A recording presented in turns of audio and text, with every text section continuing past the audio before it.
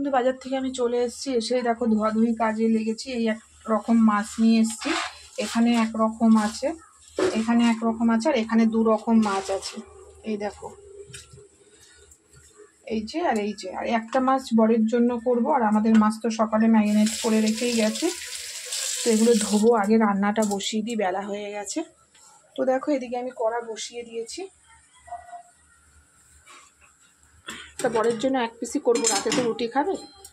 ও দুপুরবেলা যত যাই হোক 2 পিস মাছ খাবে না, কিন্তু 1 পিস মাছ করতে খুব সমস্যা হয়। মানে কিভাবে করব বলো, মশলা ঠসলার পরিমাপটা বোঝা যায় না। তো বন্ধুরা, এর পাশে বাটা মাছ হচ্ছে, দেখো বাটা মাছ ভেজে নিয়েছি। এইবারে যেই মাছটা আমি ম্যারিনেট করে বাজারে গেছি সেই মাছটা করে নেবো। যদিও বা সেই মাছটা একটুখানি মানে গরম গরম খেতে ভালো লাগবে, কিন্তু আর ভালো লাগছে না, ওয়েট করতে পারবো না, খাওয়ার সময় ভাজা, তাই করে নেব। তো চলো,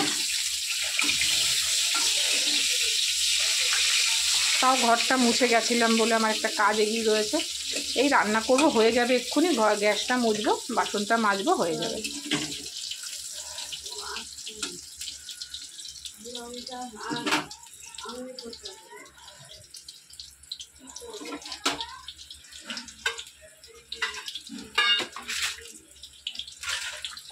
তো বন্ধু, এই দেখো কত সুন্দর, এটাতেই মনে হচ্ছে অর্ধেক মাছ হয়ে গেছে সেদ্ধ।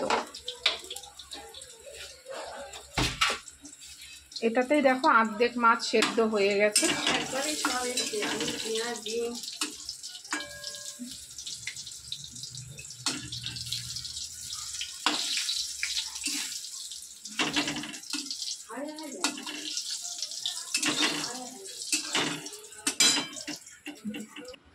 তো বন্ধুরা দেখো, এর তেল তেতে গেছে। আমি এবারে একটা করে মাছ মশলা শুদ্ধই দেব।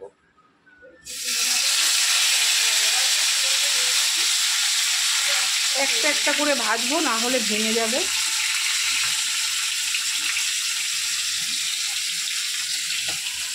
তো বন্ধু দেখো, এই যে মাছগুলো, একটা মাছ ভেজেছি, ঠিক মনে হচ্ছে যেরকম কাবাব হয় দেখতে, ঠিক সেরকম। এর উপর যদি একটু গার্নিশ করা যায় ধনে পাতা পুদিনা পাতা টাতা দিয়ে, টমেটো লেবু স্লাইস, তো দারুণ লাগবে।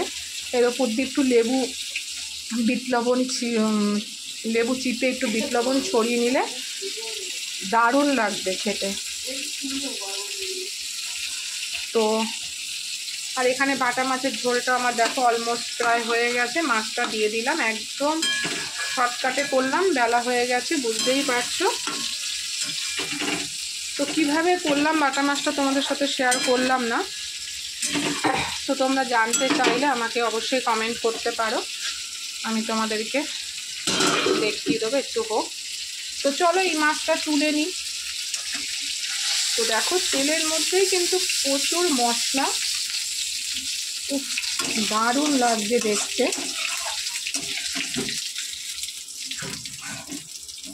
এগুলো কিন্তু ফেলা যাবে না, এগুলো খাওয়া যাবে। এবারে আর একটা মাছ আছে, ভেজে নেব।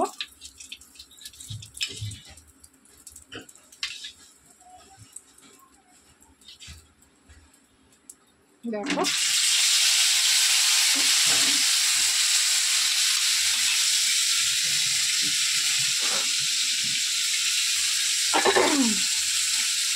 তো ভেজে নিচ্ছি এইভাবে, তারপরে দেখাবো তোমাদেরকে ফাইনাল কেমন লাগছে। তো বন্ধু, মনে হচ্ছে না রেস্টুরেন্টের মতন একেবারে স্পাইসি মাছ ভাজা। এর ওপর দিয়ে কিন্তু একটু যে বললাম লেবু ছড়িয়ে বিট লবণ দিয়ে দারুণ লাগবে। তো যাই হোক, এখানে না কিছুটা গ্রেভি রয়ে গেছে, তো ফেলবো কেন, চলো এটা দিয়ে একটা কিছু করে ফেলছি। তো বন্ধু, তেলের মধ্যে কটা কালো জিরে আর একটা শুকনো লঙ্কা ফোড়ন দিয়ে দিলাম। দেখো এইবারে আমি এই মশলাটা দিয়ে দেবো।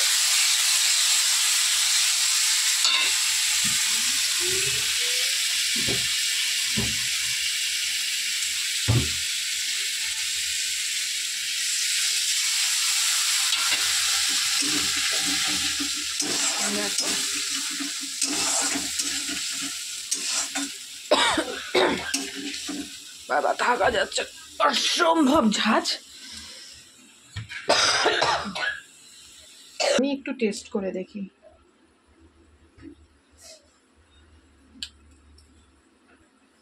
দেখো বন্ধু, মাখিয়ে গেছিলাম, তাতেই অর্ধেকটা হয়ে গেছিল।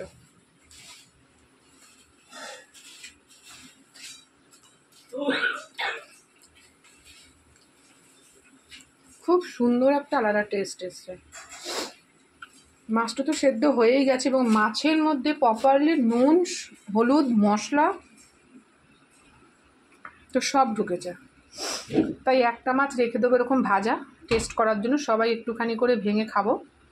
আর দুটো মাছ ওই গ্রেভিটা দিয়ে যে ঝোল আছে ওই ঝোলটা করবো। তো দারুণ লাগছে। তোমরা কিন্তু বাড়িতে এইভাবে ভোলা মাছ, শুধু ভোলা মাছ কেন, সামুদ্রিক যে কোনো মাছ এইভাবে কিন্তু তোমরা করতে। আমার গ্রিল নেই বলে আমার তেলটা বেশি লেগেছে কড়াতে, এর জন্য এই কালো কালো একটুখানি বেরিয়েছে। যদি গ্রিল থাকতো, তেল সামান্যভাবে দিয়ে করলে খুব ভালো হবে, খুব।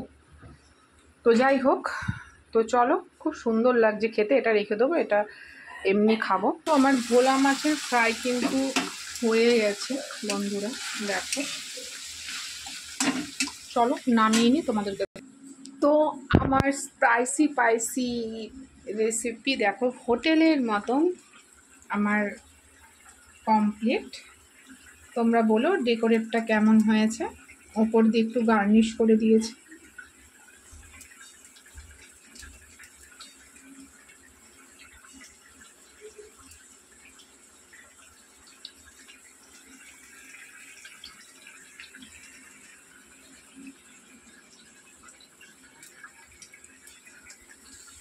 তো এই হচ্ছে আমার ভোলা মাছের স্পাইসি রেসিপি।